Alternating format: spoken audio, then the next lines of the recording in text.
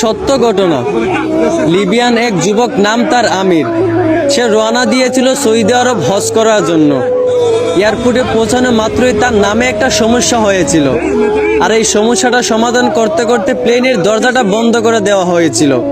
পাইলটকে অনেক রিকোয়েস্ট করা হয়েছিল যে দরজাটা খোলার জন্য, কিন্তু পাইলট দরজা খোলার অনুমতি দিলেন না।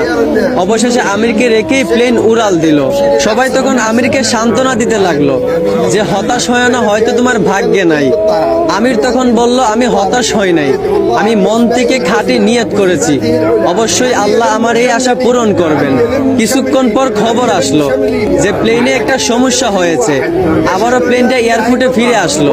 এয়ারপোর্টে আসার পর প্লেনের সমস্যাটা সমাধান করার পর আবারও পাইলটকে রিকোয়েস্ট করা হলো দরজাটা খুলে দেওয়ার জন্য, কিন্তু পাইলট আবারও আমিরকে না নিয়েই প্লেন নিয়ে উড়াল দিল।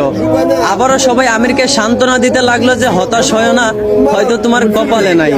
আমির আবার বলল, আমি মন থেকে খাঁটি নিয়ত করেছি, আমি হতাশ হইনি, আমি আল্লাহর উপর ভরসা রেখেছি, অবশ্যই আল্লাহ আমার মনের আশা পূরণ করবেন।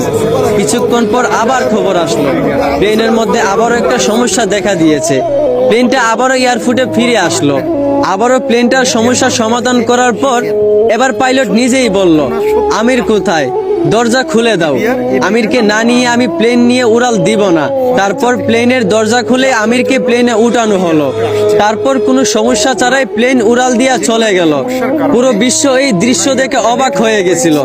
আসলে এইখান থেকেই বোঝা যায় যে একজন মুসলমানের খাঁটি ইমানের পাওয়ার কত। এইখান থেকেই বোঝা যায় যে আল্লাহর উপর ভরসা রাখলে অবশ্যই আল্লাহ সহায় থাকেন। আশা করি বুঝতে পারছেন। ধন্যবাদ।